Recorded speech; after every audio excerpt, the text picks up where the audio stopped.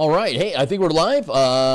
Checking in on my signal here. What's up, guys? I'm going to do an intro here. It'll take probably about a minute, and once I get through that, we'll be back into doing artwork this morning. So if you are familiar with the channel already, be welcome to go ahead and skip ahead that minute, and I'll catch you after the bump.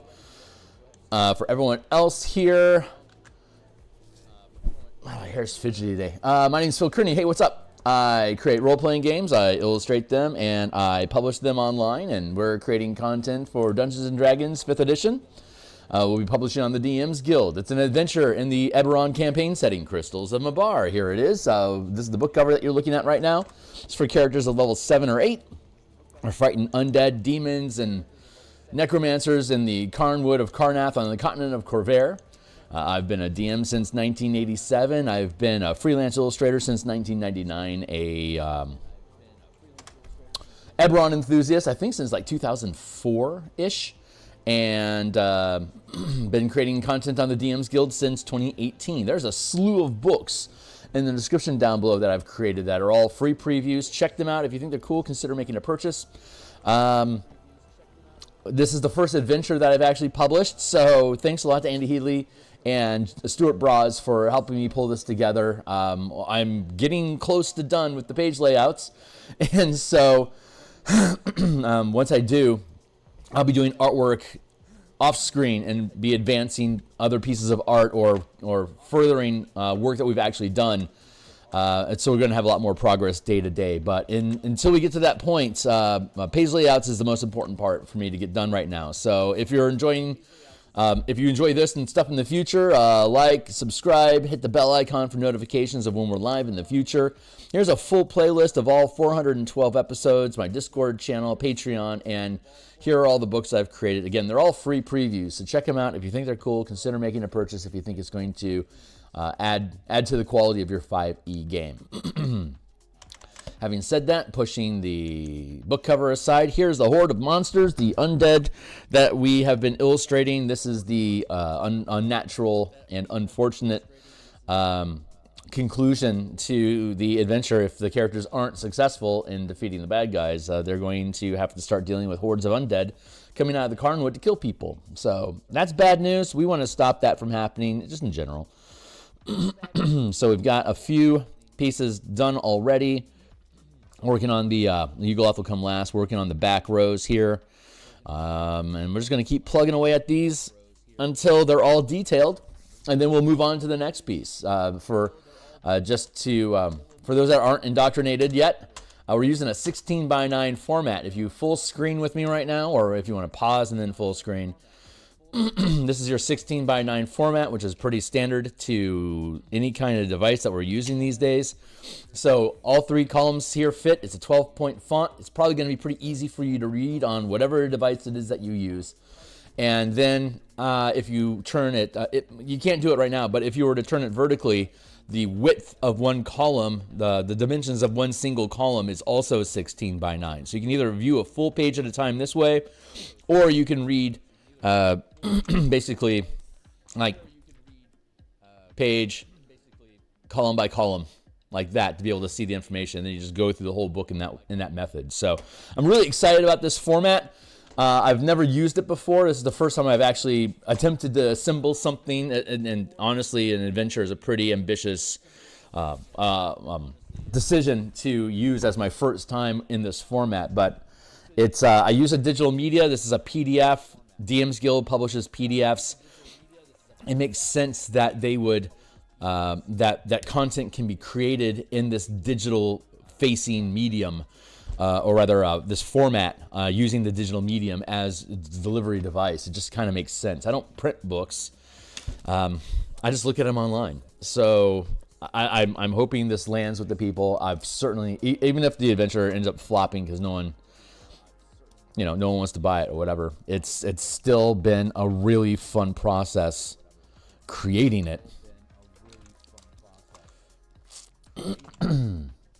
For the art of it. So it'll be free preview just like everything else that I do, because I want to be able to reference the material that's in this book as examples of like different adventure, like different encounter design and formatting of adventure, like ideas, like how you can flow from one idea to another throughout an adventure. The way that this is built, like the options that are made into it, and the way that characters can have different angles of approach or different starting points, or switch between combat, exploration, and social encounters depending on the energy of the team or their preferences. That's very much in line with how my philosophies and approach to DMing in general. So it's been a ton of fun creating an adventure that utilizes that sort of mentality, and I'm looking forward to doing additional pieces in the future. There's at least one more adventure that I want to create for 5e in Eberron, in Karnath specifically. I don't know why it is I gravitate towards Karnath when I'm making adventures, but I think I like being near dwarves, and I like the frontier, how much frontier there is in Karnath to the Talenta Plains. I like its proximity to the Mournland. I like Siren refugees muddling citizenship with Karnath. I like the necromancers having been ousted as basically as the state religion, and all these necromancers that were part of Blood of Vol knowing where all the bodies are buried, like literally, and being able to use that to, which is what we see in this adventure, is an ousted military intelligence leader, Solzu Trinera. He is gathering up members of an Emerald Claw cult and attempting to make use of the information he's learned to have a quick grab of power in the place where he doesn't think anyone's paying attention, to try to elevate his own status in the world stage. It's a typical power fantasy trope of how evil villains work. So in the cultural zeitgeist, it works pretty good.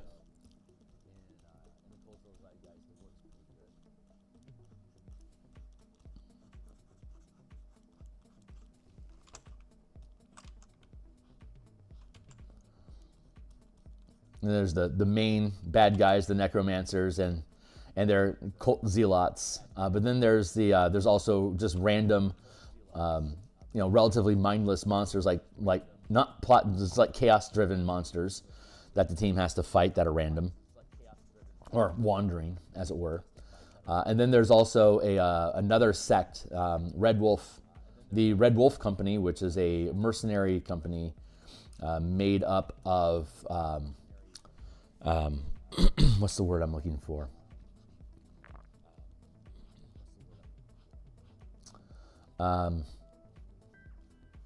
Retired isn't quite the right word. The word is blanking on me right now, but they're ex-military that were decommissioned. Thank you. That were decommissioned after the last war ended.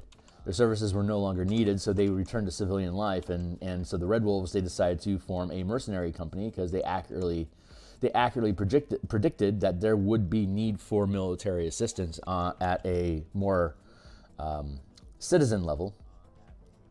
And they just ended up taking contract with the wrong group, and so they could be played two ways. If the characters like social interaction and engaging with NPCs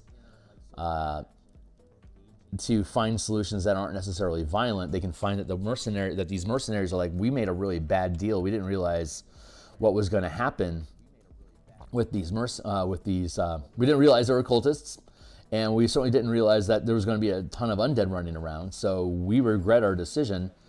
And the way that the format is, the way that the adventure is formatted is the default approach is that the characters are deputized to investigate odd activity in the area. And once the characters, if they have the chance to identify themselves to the Red Wolves start to roll and flip on the necromancers in favor of helping actual law enforcement that have badges and the authority to execute if necessary.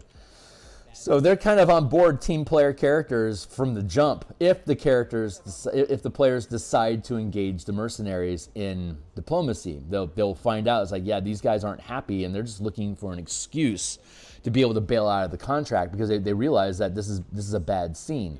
If the characters just want to shoot first and ask questions later, then they can make enemies out of the Red Wolves and have more variety of combat for them to enjoy. But it's intended to offer opportunities for them to engage in the social pillar with them, because a lot of monsters and undead that you're going to encounter don't.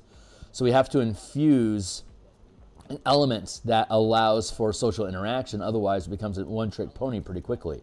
So you can break up fits of ultra-violence with undead with interacting with these mercenaries that are trying to find a solution to the problems that they're now facing, and the characters present those opportunities to them that they are excited that it came up. You know, they're happy the characters are there. If the characters don't just indiscriminately kill them all the time, they're going to be really happy that the characters are there. If the characters just start slaughtering them, then they're going to be really sad that the characters are there.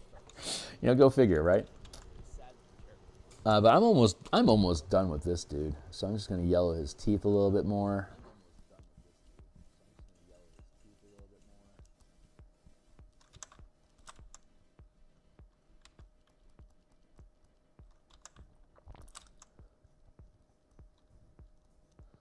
So I like that approach. I like having like all the experts say, and I will agree as perhaps an expert myself, that like when you're building dungeons, you have to have the ability to interact with all three pillars. Otherwise, it becomes a very boring space pretty quickly.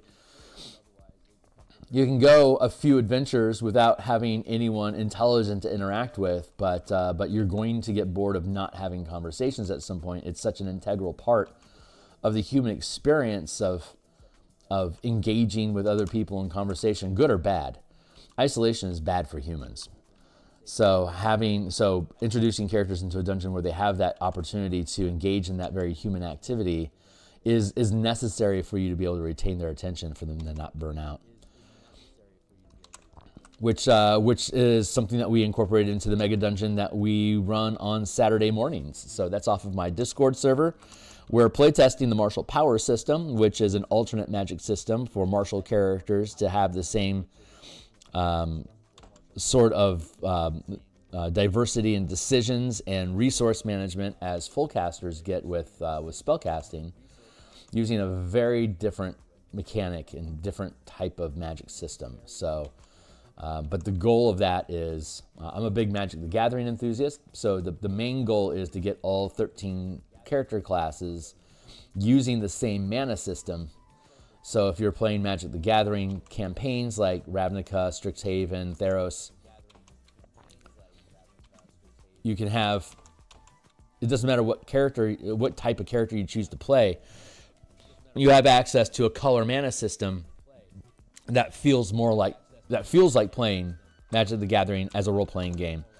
That picks up all the mechanics of the card game, or not the way that you play the game, but the magic power system that fuels Magic the Gathering is the color mana. So we've created a means of implementing color mana into the Dungeons and Dragons 5e game engine, though it works with anything that uses spell slots or spell points. Pathfinder, any edition of D&D, it works with. You could technically use it with Numenera with just a little bit of work. Castles Crusaders, Shadow Dark. It's a universal spell point system that can have a color, an aspect of magic overlaid on it, like a template. The 5 colors is obvious. There's also the 4 elements, which I will be exploring as a central mechanical means, kind of like Airbender, has the 4 elements. That is a very easy magic paradigm to implement with a spell point system like I built, and I'm looking forward to leaning into elements as a theme to other types of campaigns that I run in the future. Once I get all the magic once I get all the MTG out of my system, I'll be able to lean more in towards the elemental magic. Hey Steve, how you doing?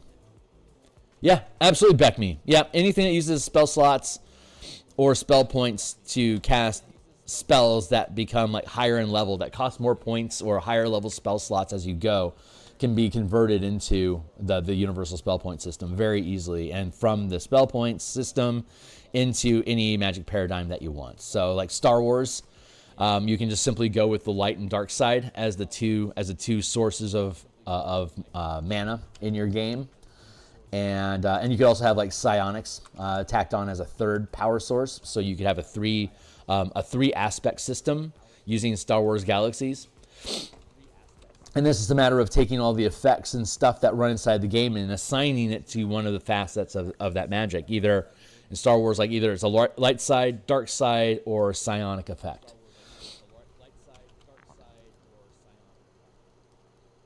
Very, very simple. How you doing today, Steve?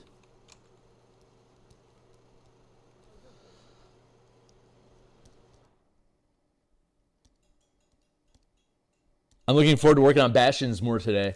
I'll be working on Bastions today, and I'll be working on Bastions a lot on Monday. Tomorrow morning, we have our Mega Dungeon at noon 30 East Coast time or 9:30 Seattle time where I'm at. And I think this guy is... Yeah, I just need a little bit more lighting on his face, and then I think he's good to go. Let's just do some of that. And so I'll be on before that, normal time like this, working on martial powers and just being available to the playtest team to ask any questions, or because we're making alterations to the characters to test other things. So we might have some of the team on asking questions about redesigning their character. Otherwise, I think if I don't have any questions, I think I'll work on honestly, I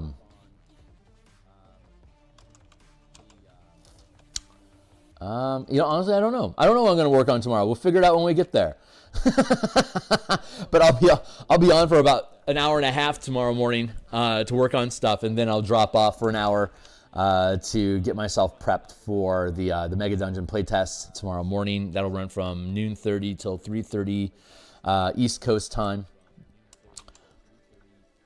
And I can take on up to 5 players. I need at least 3 to play. I can take on up to 5 and still run a table and get stuff done to have a meaningful session. But if I get more than 5 players at the table, there's too much time spent on too many people taking too many decisions. It slows the game down, even if we have a 3-hour block of time. So I have to stay cautious of that. Let's get that out of the way. And I feel like I want to pull this in.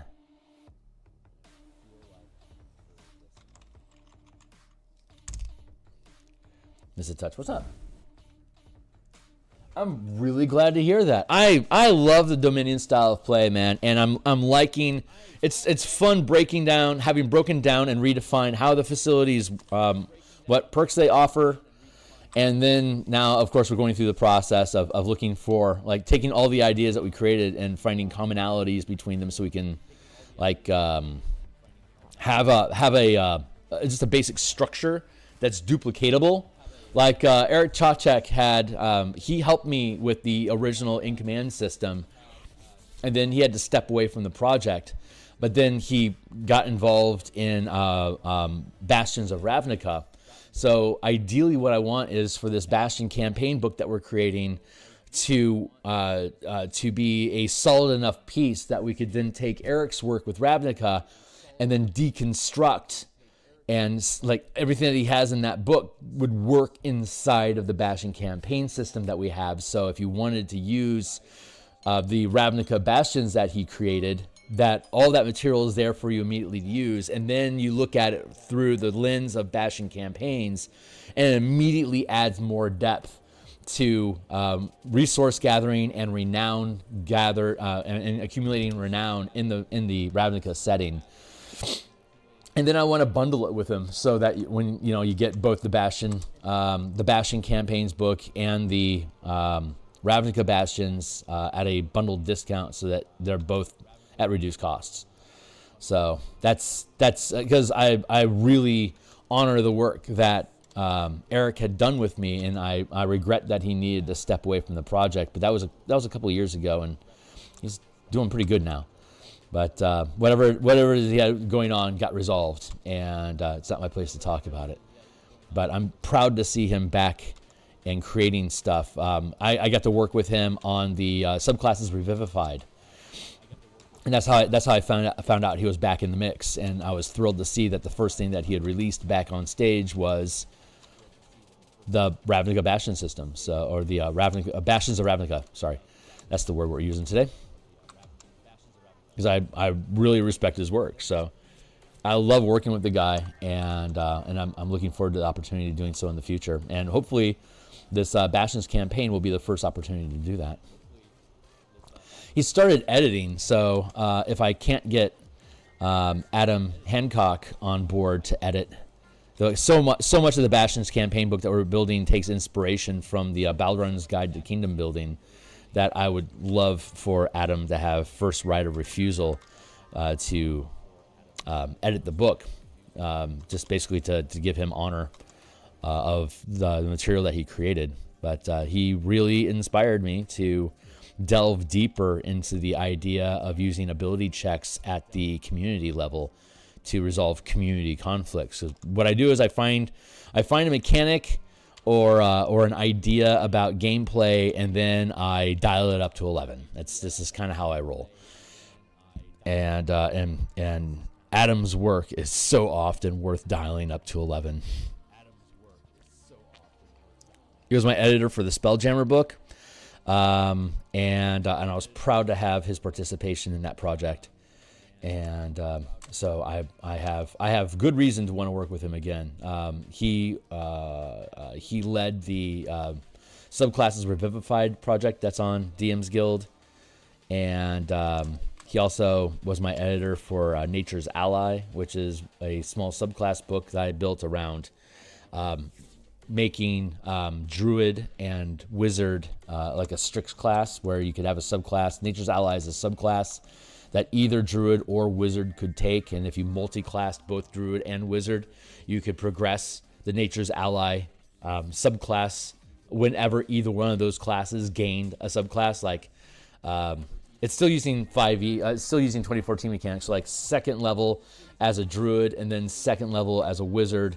As long as you're at least 6th level between the two classes, then you could gain, like you could go like 3 Druid, 4 Druid, and then 2 Wizard, you get your subclass.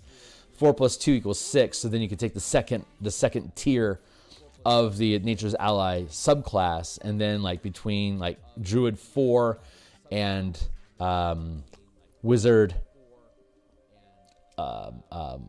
it'd be what, Druid 8 and then Wizard 6. I could then take at level 4. That's level 14. The Wizard subclass then gets the 3rd tier because our character level is 14. It's strict saving is a little goofy, but that was.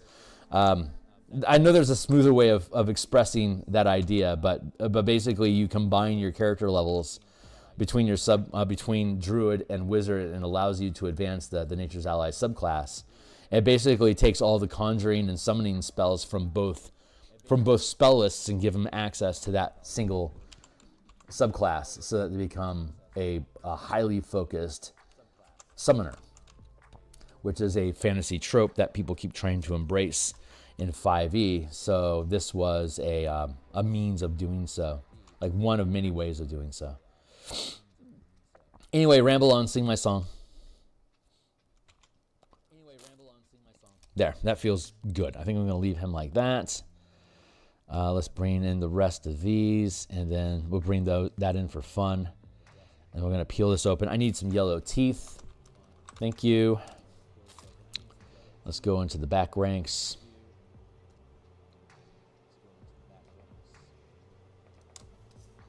You got yellow teeth. How about you?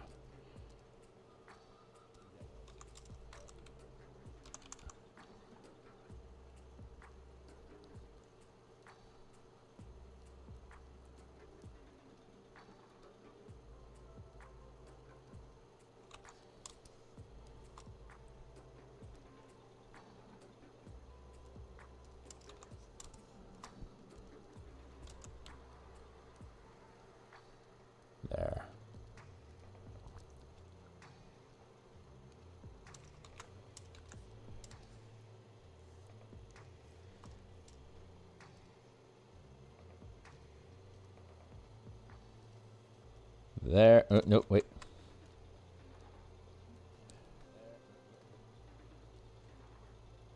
Whoop.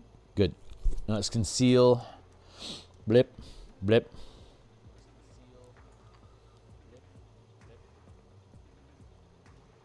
Hey, what's up there, buddy?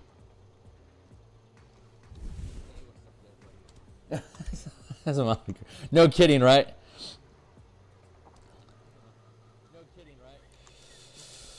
That is our undead horde. You gotta love them for what they are. They're just being true to themselves. You know, you can't hate someone for being who they are, but you certainly don't have to invite them to dinner.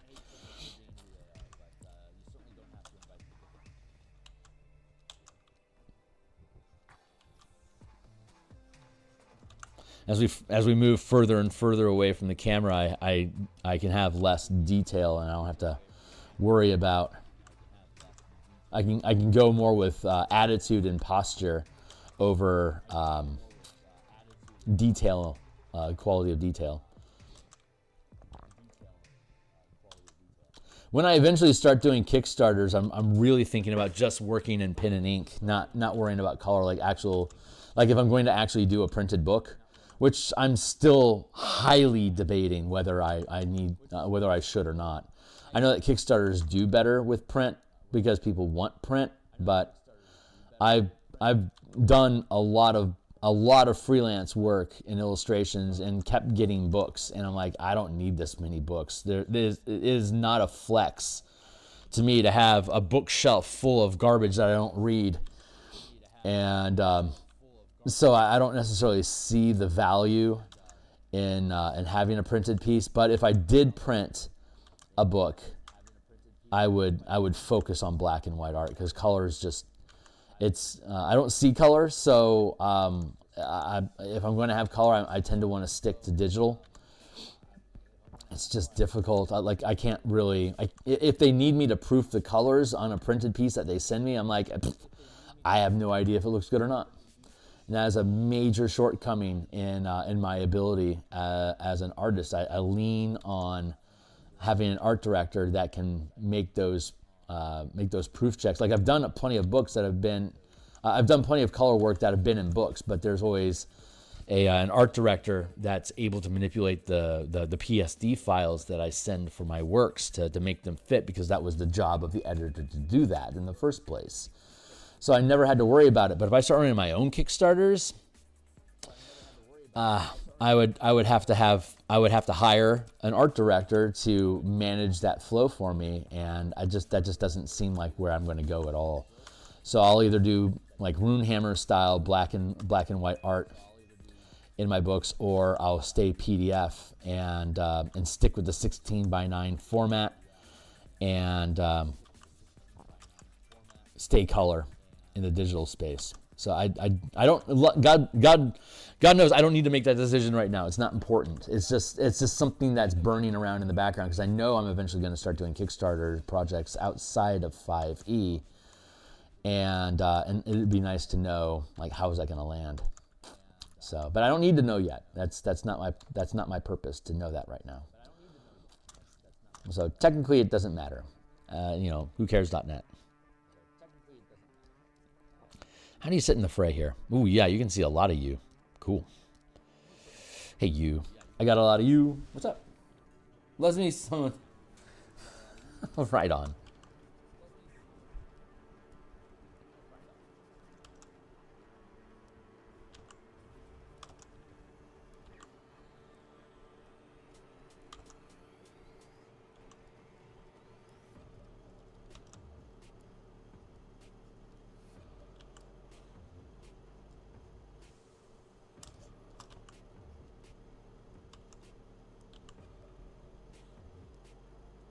There we go, like that, and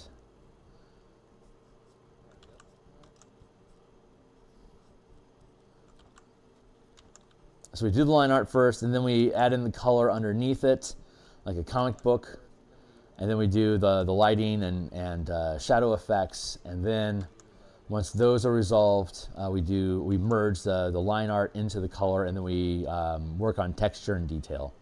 And then we move on to the next piece. But at this level of distance, we don't have to have nearly as much detail going into each skelly because they're so far away from the camera. The less detail you have, the further away they appear. That is a form of perspective.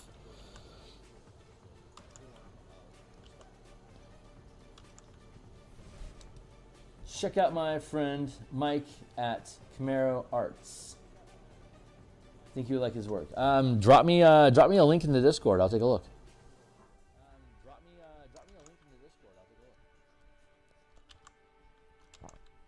And for everyone out there that doesn't know, my Discord channel is right here, free community. That's where I gather all my playtesting and post my musings, as well as video releases and up and comings, and it's just my Discord. So I just talk about stuff that I want to talk about there, and anyone that hangs out there is certainly welcome to ask questions or participate in playtesting. That I use that Discord as my audio channels for my online playtesting, and so anyone that likes the stuff that I pull together is certainly welcome to kick on over and say, hey, you are most welcome to be there.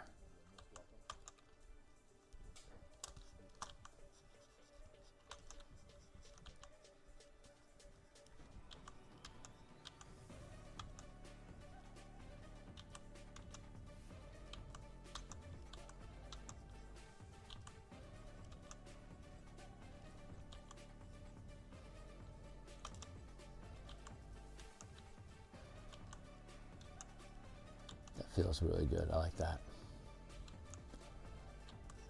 And I think, oh wow, you can see all the way down to the hand. That's awesome. Okay, cool. So let's make a hand.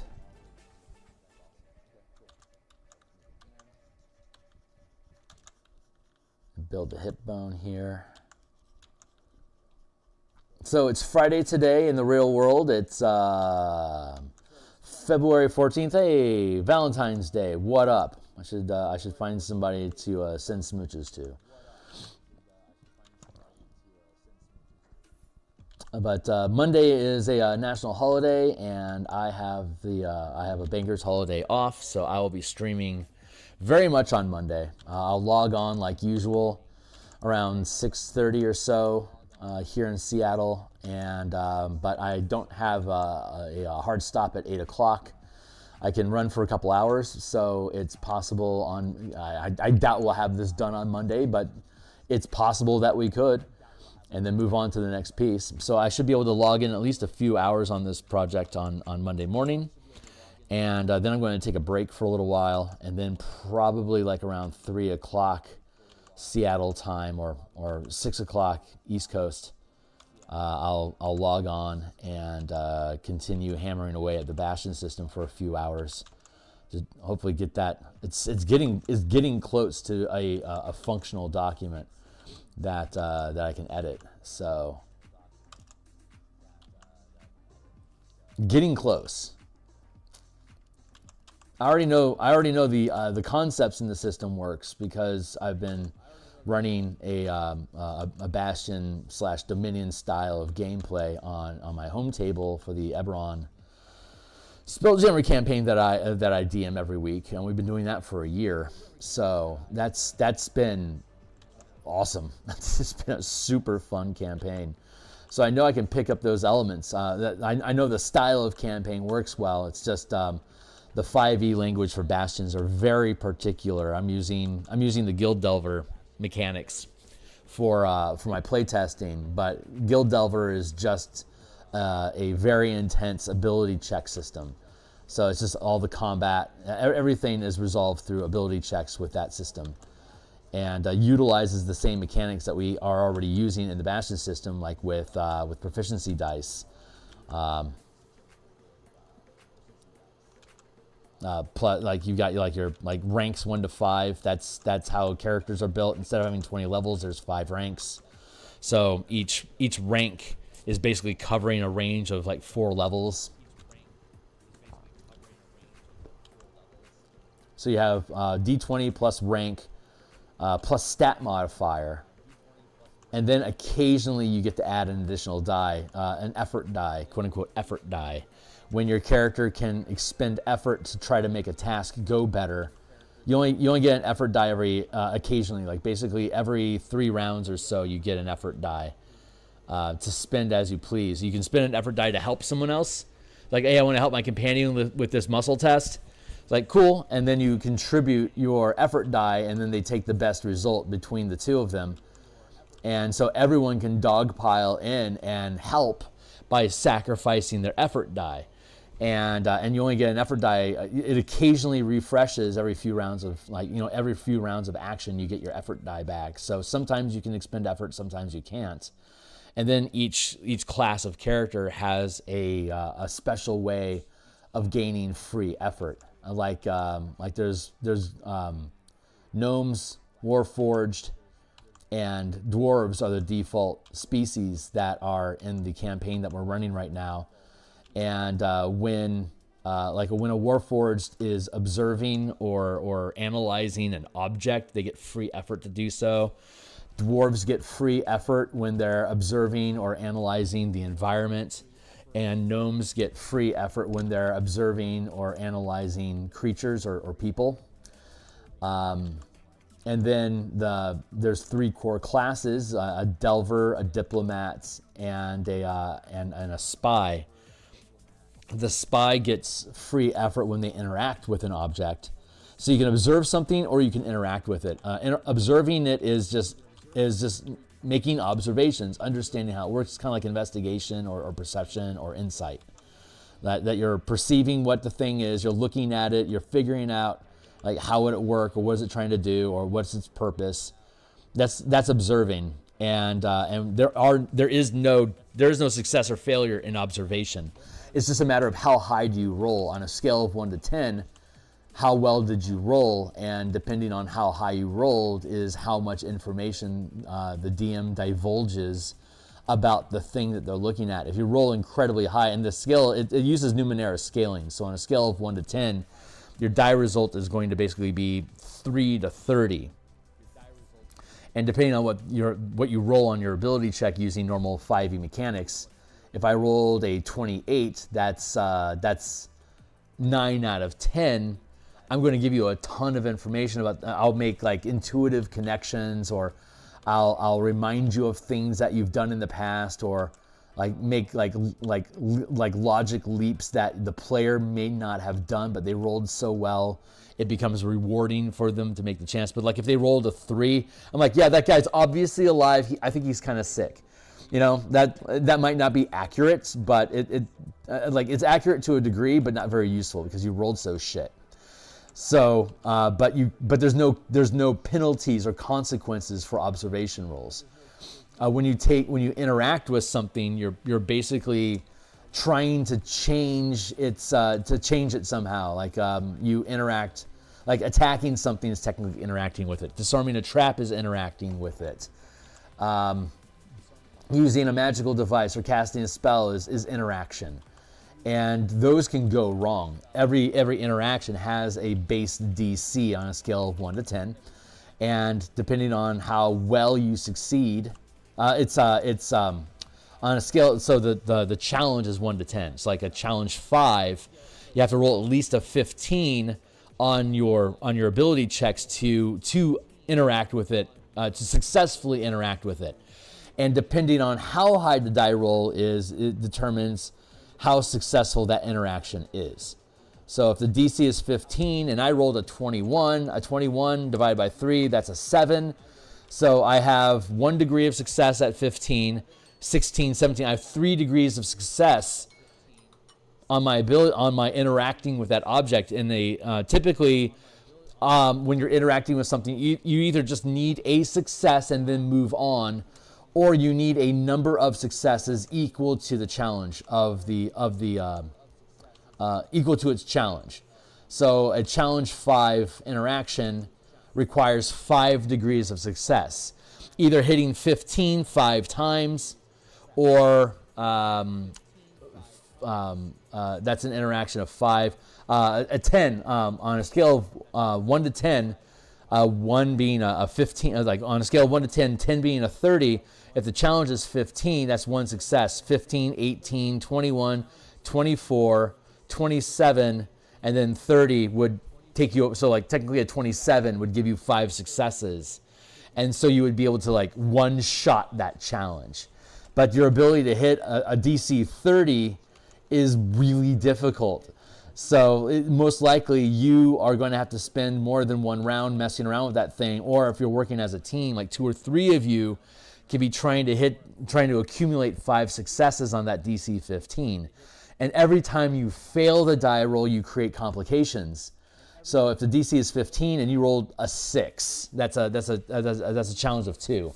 You failed by 3 degrees, which means like the team could take 3 points of damage. If you're in combat, this is where opportunity attacks come from, or retaliations.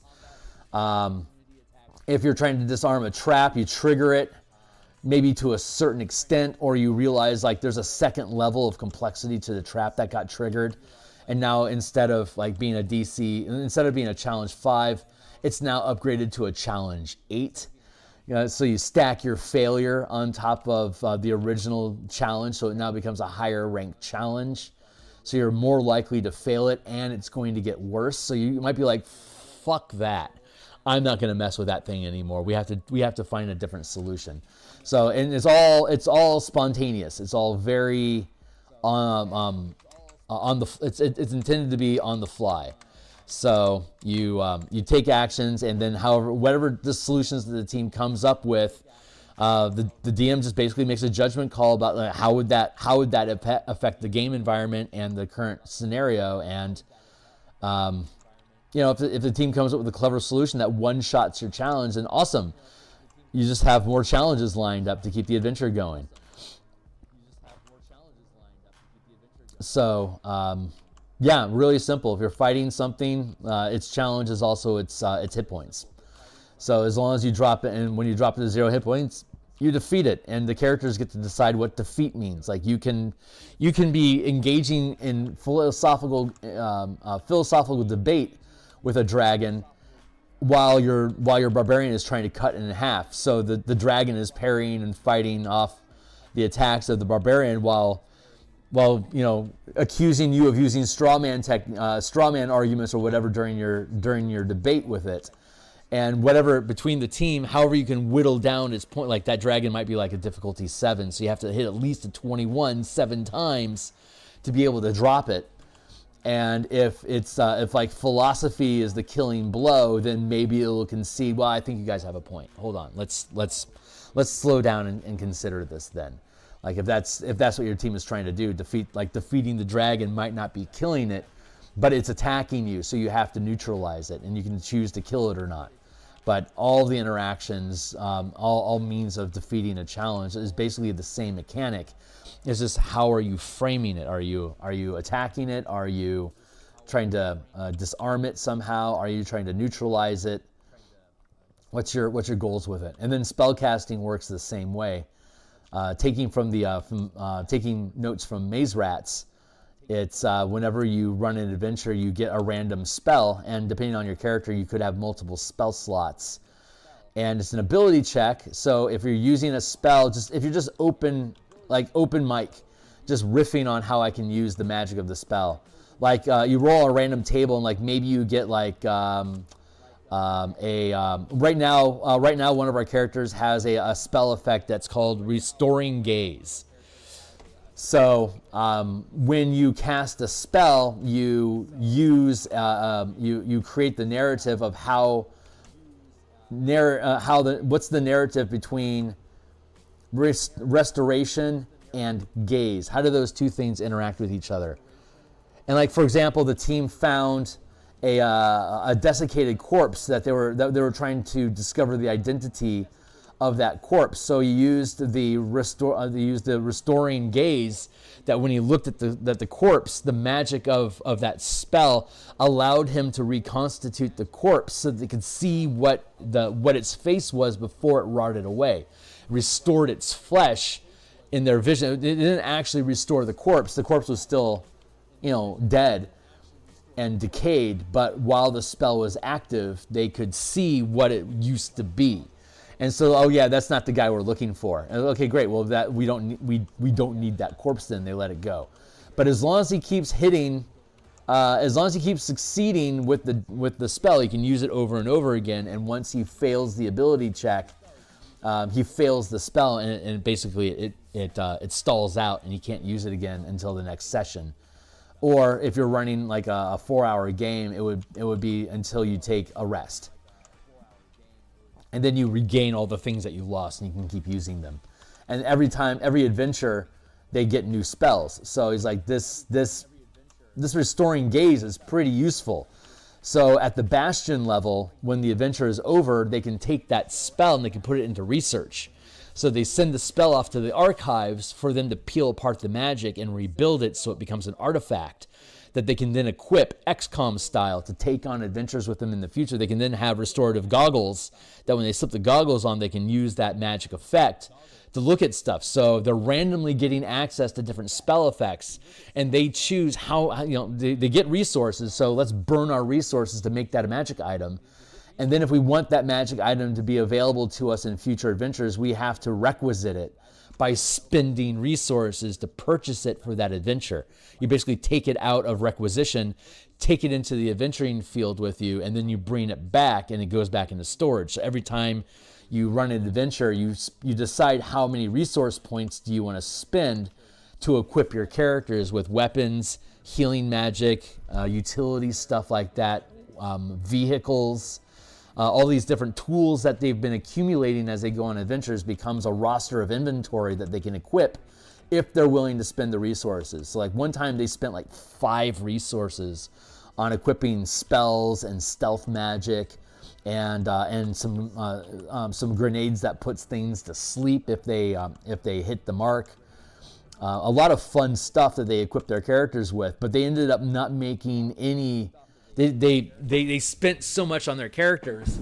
When the adventure was over and they did their Bastion turn, they did poorly on mining asteroids that turn. So they actually ended up losing points between those 2 sessions because their asteroid mining went poorly, and they spent so many points on the previous adventure that they actually had less resources than they began with. So they operated at a loss that session, but the characters got a lot done. Really, it was really fucking fun running the adventure. So there's a fun gain and balance, but the Guild Delver system relies on you having a Bastion sort of home base that you pump resources into to improve, to create new adventure opportunities for your characters, like we talk about in the Bastion campaign book when we stream that. It's the same philosophy. It's just using a different game system, but it's otherwise very, very similar, which is great. If you have a good idea for a game like this Bastion campaign idea of generating adventures off of the actions of your guild, or in D&D's case, your Bastion, that is just a universally strong concept. So you can export it to all sorts of different game systems and tweak the mechanics to comply with the game system that you're using. And if it's a good concept, it's still fun, even though you're using Numenera, even though you're using 5e, even though you're using Guild Delvers. It doesn't matter what game system you use. If the idea is fun and opens up opportunities for adventure, it'll work in any game system at all. You could do the same with Call of Cthulhu. So I'm really proud of that. And that's I think what really called me to doing game design in the first place is being able to see these connections and try to continue introducing different modes of play that I think a lot of the modern audience never had an opportunity to participate in, that adds so much depth and just fun value to how role-playing games operate. It's an art that needs to be preserved, in my opinion. And so I'm more than happy to create books that lean into these different styles of play that I would be sad if they got completely forgotten. So I guess that's my mission statement, to to bring these old school concepts and bring them into the modern game systems, so that the new generation of players can learn, participate, and appreciate that style of play and potentially pick it up for their own games as well. So, the end. That's my rant. Thanks for sticking around. Assuming somebody stuck around. Where do we go from here?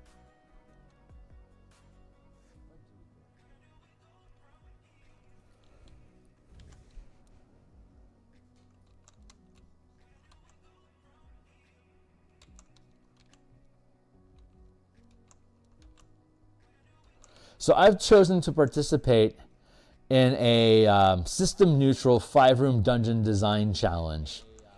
And I think it's due in April. It's going to be part of a series of videos. And I think like some sort of PDF or something that's being pulled together. But there's a lot of YouTube, D&D tube content producers are participating in this. And it's a great opportunity for me just to have more of my ideas put out there in a larger forum. And this is the stuff that I talk about. So I want to make I'm going to make a quote unquote 5-room dungeon for this. So I'm going to probably start doing lunchtime. My lunchtime shift, like while I'm between tasks in martial powers. Like we're playtesting right now, so I don't have much reason to update the martial power system until we get into 5th and 6th level.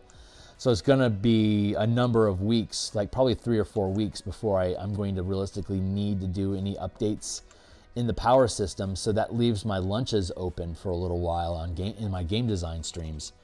So my intention is to start building that system neutral 5-room dungeon and start mapping it out and designing it live on stream during lunchtimes. So in the upcoming weeks, probably starting Tuesday, we're going to start building our 5-room, our system neutral dungeon for online presentation. And I think it's in April. And then there's, we don't have Kraken Week this year, but Pointy Hat and Jenny D are hosting another Monster Week for 2025, and it's going to be dragons this time. So I think that's in June. So I'll get the system neutral dungeon finished for April, and then I'll spend the next 2 months basically building a scenario with dragons, and I'm going to go with I'm going to use the pursuit mechanics that we have from the Spelljammer book that I published, and have a dragon flight. A dragon flight encounter where you're chasing dragons through the skies, or like through like mountain ravines and stuff like that, to basically as a run and gun fight between dragons breathing weapons at each other and casting spells and stuff, while your characters are on the back trying to close distance for melee combat, or to hit them with spell fire from distance while they're riding on the back of your own dragons. So kind of like how to train a dragon. Is that what it was called? How to Train Your Dragon. Thank you. Sort of that sort of scenario where they're doing slaloms through environments as a pursuit combat, and we have plenty of mechanics in the Spelljammer book about pursuit mechanics. So that video is going to be like, how do you take these pursuit mechanics at working at different scales with dragons as your vehicles instead of Spelljammer ships. So. And that should curve in nicely with the kaiju, the Mecha Kaiju book that we're building as an expansion of Spelljammer as well. So ideas curve into ideas, curve into ideas, curve into ideas, and create new content. And approaches games from different perspectives using different mechanics that perhaps a lot of audience just hadn't ever considered as viable, that 5e is particularly good at expressing, because 5e is such a good game engine. So, which is why I love 5e so much, because I can literally build anything I want with the mechanics inside of 5e. It's such a good game engine, and this skeleton feels like the line art is pretty good. So I'm going to start adding color in.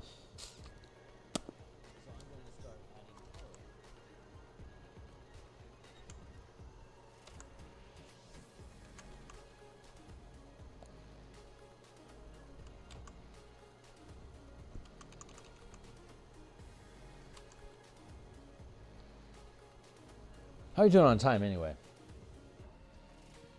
7:33. All right, we got 20 minutes.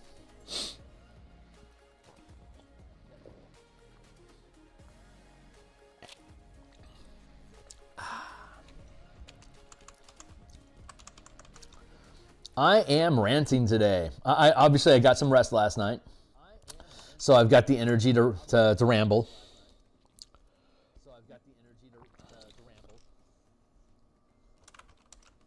So cheers to that. Merge down. It's so nice getting sleep.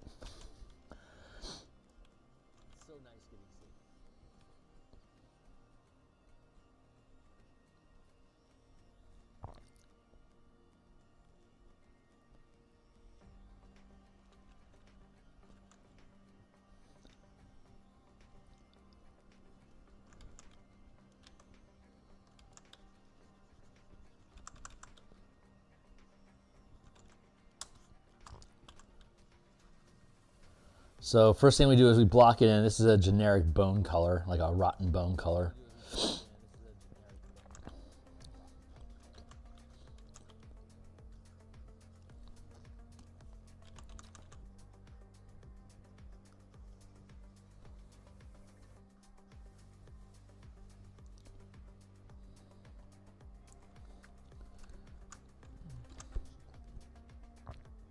There, like that.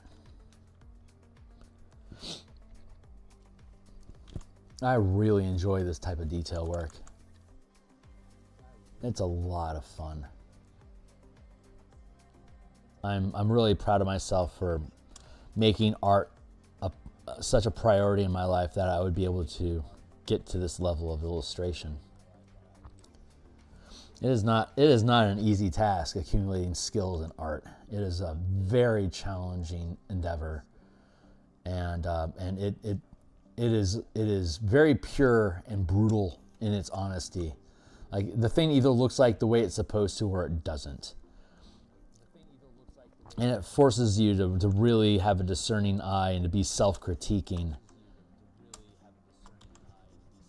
Because at a certain point, you get to a place where the common person, the common untrained person isn't going to be able to see flaws in your work because the style, your style of art or your composition is so strong that they just think it's cool.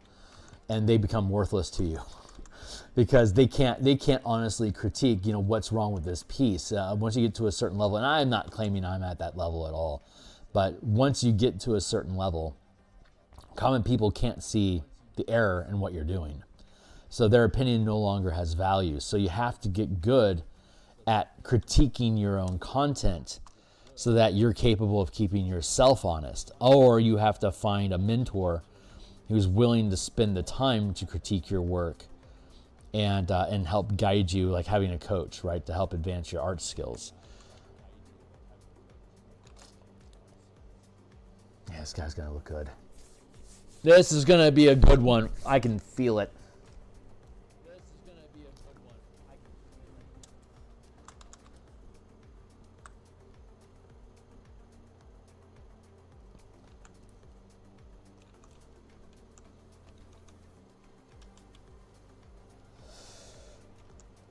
I don't mind the sun sometimes, the images it shows. I can feel you on my lips and smell you in my clothes.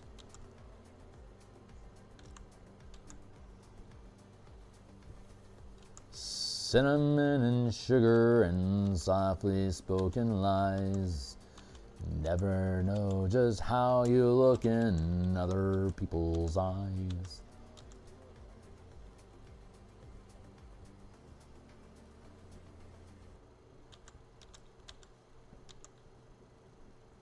Don't know why butthole surfers are in my head, but there they are.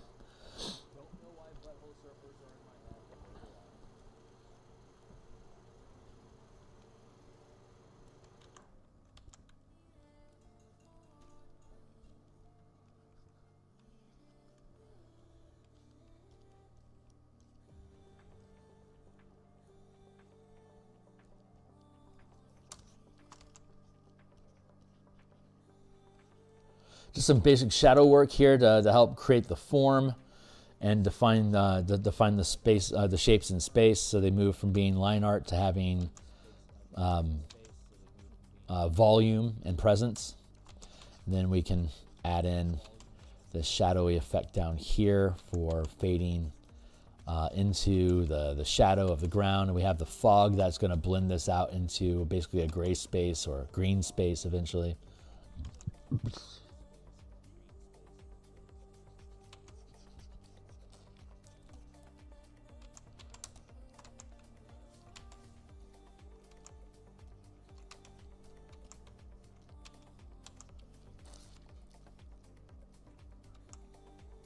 There's basically, okay, so for the page layouts that we're doing here, there are 10 rooms in the final dungeon, and the cemetery has 10 rooms, and each of those regions, the cemetery is a different region than the underground facility.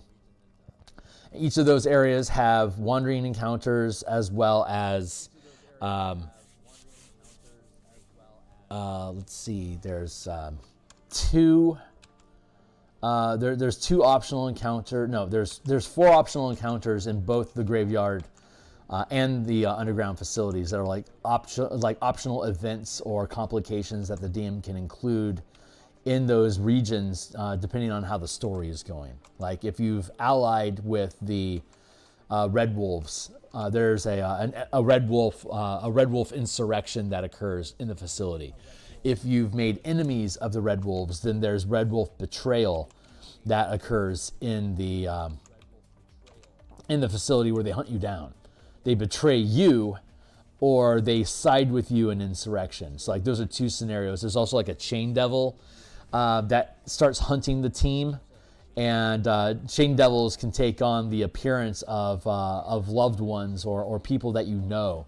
So depending on what scenario, depending on what your plot hook is in the background of your characters, you can introduce past enemies or fallen allies or lost loved ones that the Chain Devil can exploit to attack you. So it's an opportunity for you to add in that layer of awareness. But it's hunting you, so that's one of the scenarios. There's also a flock of the Flock of Familiars spell from Dungeon of the Mad Mage. One of the necromancers has that spell, so they constantly are sending out squads of imps to do recon. So you have to avoid being spotted by basically tiny spies. That becomes a scenario that the team has to resolve. And if you get spotted, shut them down before they can report back to the necromancer that they're present. And if they fail, then the whole facility becomes on a high alert and aware of your presence, and you start getting hunted room by room. And so everything becomes a run and gun at that point. So there's different ways to play it. And so we still have the 4 optional encounters. We have about 8 rooms. About 8 rooms left in each of those dungeons. So that's 12 rooms each. Plus, there's the front end, like the wandering encounters and the environmental conditions and like the facilities, for example, explaining how the doors work in the facility. That's probably a half page worth of effort there. So all in all, there's about 24 entries that we need to make for the adventure to be done. And there was 26 yesterday, but I got 2 of them done last night. So if I can keep up a clip of 2 per day on average, then breaking that down, there's 24 left. That means that in 2 weeks, before March, in here in February, the adventure should be done, leaving only the appendix with the monsters, the monster compendium, the monster manual unique to this book. That will be the only thing left we have to build, which will be in March, and then at that point it's basically it's all adventure, it's all artwork all the time.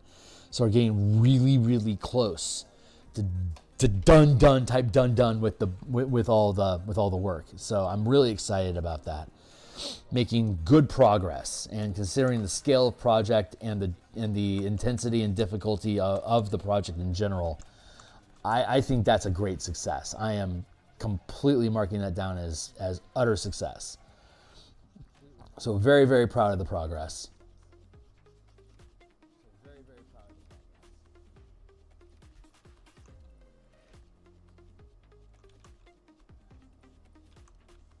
As this thing's going to come to a close. It is going to execute.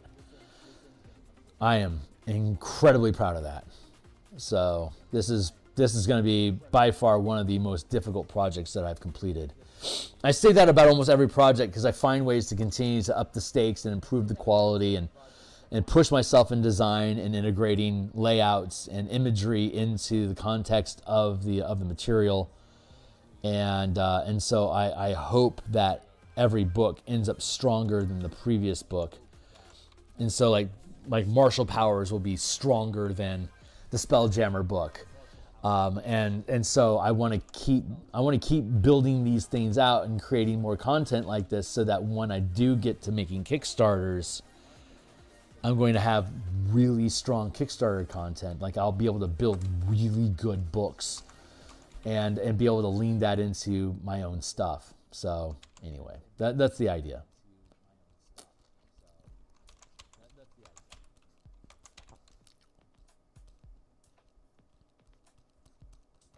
That is my dream. I had a dream once.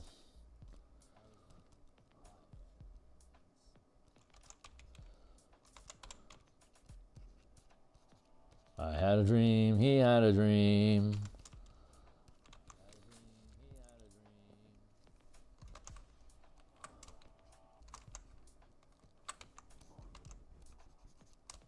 No.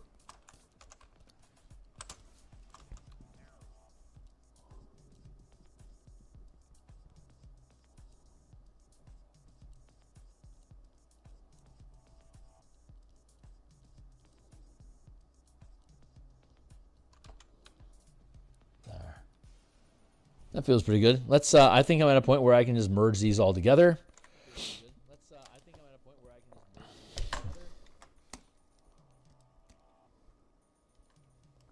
I've still got 10-ish minutes. I should be able to blend this together and be done with it. I was hoping to get 2 skellies done today, but this is okay. I will have a lot of time on Monday to play, so I'm very much looking forward to that. I love holidays. I love having days off.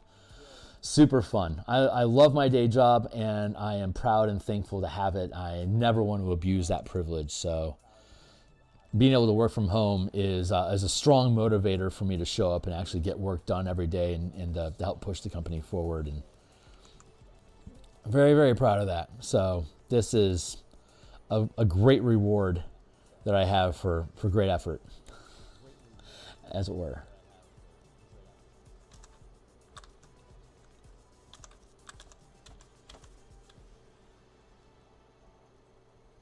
Blend that line art in.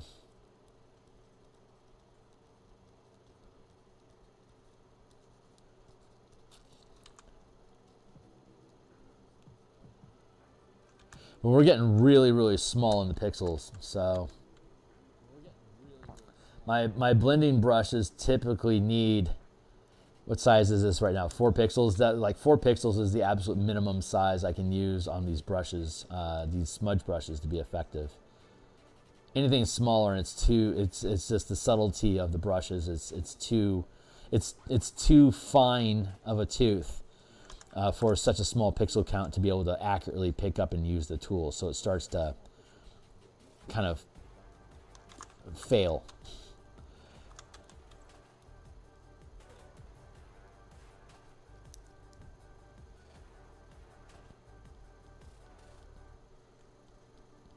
Like the tip of the brush, like here's a brush in larger form. You can see that tip there, that at 4 pixels, that tip is less than a pixel. So you can't really read the edge of that tip properly. It kind of just rounds it off, you know, to a minimum 1 pixel, which is not the level of resolution that I need for the brush to operate well. But also at the same time, this is such a small such a small piece of the illustration that it's not really important. It's arguably a lot more detail than I need or should be putting into this particular skeleton, but we do what we must because we can. For the good of all of us, except for the ones that are dead.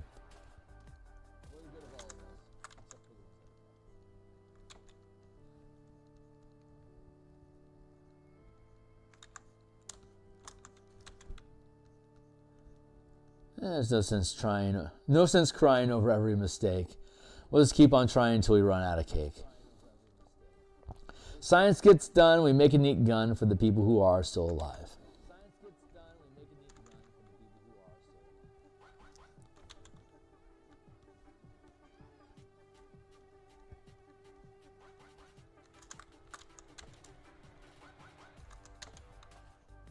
And believe me, I am still alive. I'm doing science and I'm still alive. I feel fantastic and I'm still alive. Still alive. Still alive.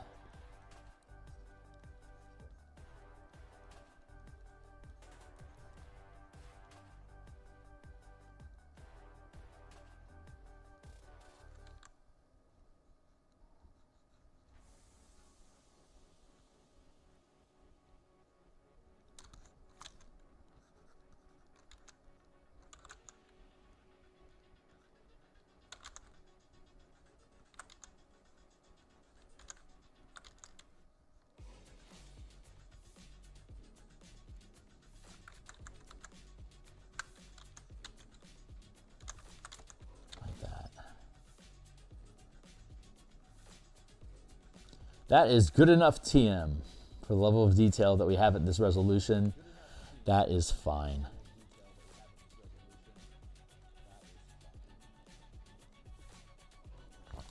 So let's see, we'll be back today. I anticipate us being back online to work on Bastions today at 1:30 Seattle time, which is 4:30 East Coast, 2:30 Central. Is that right? Yeah. No, 3:30 Central. That's right. Central Mountain, yeah, East Central Mountain Pacific. But yeah, we will be back on continuing to break down the facilities in the Bastion campaign system, continuing to advance on what we did yesterday, and then Monday. Again, we have a holiday on Monday, so I have the day off. So I'll be able to put in a few hours of work here in the morning to continue moving forward with the Eberron art.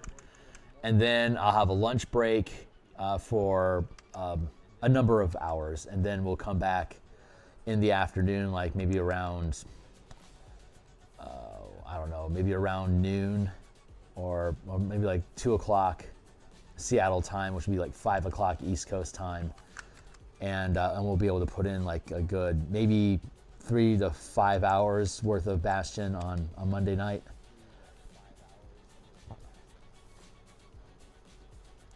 And then I'll cut stream for the night, and I'll continue. I'll be working on the page layouts for this tomorrow after our playtest.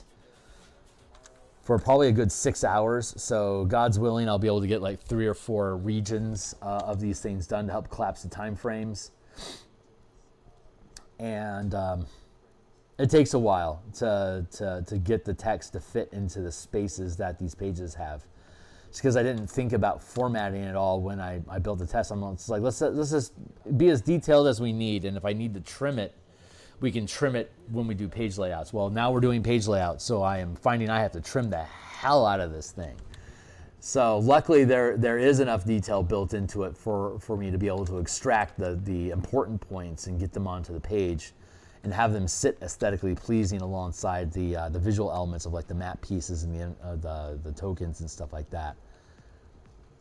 But there is not a lot of need for illustration inside of the dungeons. Most of the pages are filled up with either descriptive text, combat options, random tables, or maps. So there's not much need for a lot of illustration during that process. So once I get those page layouts done, there's like maybe 8 or 9 other illustrations other than beyond this page. There's probably like 8 or 9 illustrations that I need to do throughout the book. Otherwise, it's all map.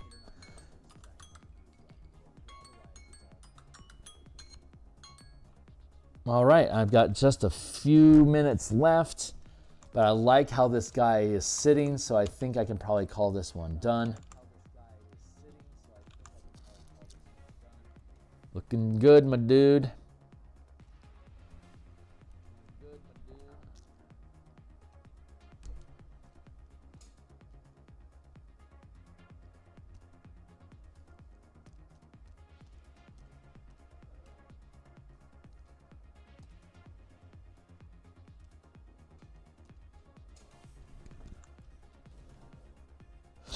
New kid on the block. I think I can afford to make him bigger.